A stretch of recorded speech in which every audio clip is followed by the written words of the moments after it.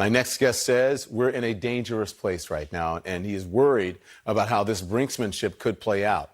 Joining me now is Congressman Jim Himes, a Democrat on the House Intelligence Committee. Congressman, man, I saw your Twitter feed. We'll talk about that. You're very passionate about this, so we're glad to have you here to talk about it. Good evening to you. A lot of us have been caught off guard by the sudden talk of the war with Iran, but you've seen this coming for some time. Yeah, Don, catching the American public off guard is precisely what John Bolton and Mike Pompeo and a group of people around the president who for a very long time have wanted a conflict with Iran are hoping happens. They understand, and by the way, it's not just people like Bolton who has wanted this for decades. It is people abroad, leaders abroad, who would love to have the Americans jump in and do their dirty work for them.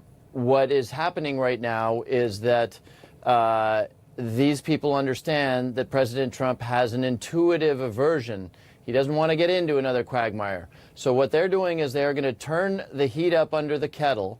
And we see this with the stepping away from the Iran deal, imposition of sanctions, calling the Republican Guard a terrorist organization, something the Pentagon warned against, threatening to send bomber groups and carrier strike groups. Eventually the temperature gets to the point where the Iranians do what any other military, whatever any other group would do, which is they adopt a more aggressive posture. And lo and behold, they've adopted aggressive posture. And isn't that terrible? And the next thing you know, there is a nervous Iranian sailor who points a gun at a U.S. vessel, and we are off to the races. We are in a military conflict, and it is absolutely not an accident. And because Donald Trump will not be hit without hitting back, he hits back. I just want to go through that again because let's put that back up because this was in your Twitter feed. You were saying why we are close to war. This is what you said, and I just want the viewers to get it. Starting with their decision to withdraw from the Iran nuclear deal, then reimposing sanctions, designating the Revolutionary Guard as a terrorist organization, moving the USS Abraham Lincoln Strike Group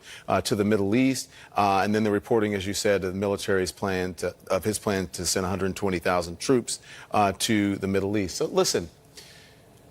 The administration says that they have intelligence that Iran was trying to get proxy forces to attack Americans in Iraq and Syria, but have they shared that evidence at all, and are you skeptical at all? So, Don, as I sit on the Intelligence Committee, so I've looked at a lot of that evidence. I obviously can't talk about the classified intelligence that the White House is referring to. But I will tell you my reaction, and you used the words. You said they are thinking about, they are planning.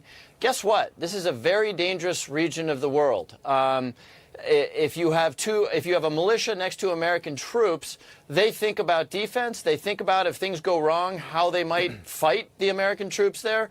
What is being sold as an aggressive posture by Iran is two things. Number one, it is either the way the militias or other groups have been for a very long time, or it is responding to the change in posture that the Iranians are making because we've threatened to send bomber groups, carrier strike groups, and 120,000 men there. And let me throw one last fact in this, Don, because this is important and it's not classified. I was talking today to one of my colleagues who was actually at the Iraqi embassy a couple of years ago working for one of our security services.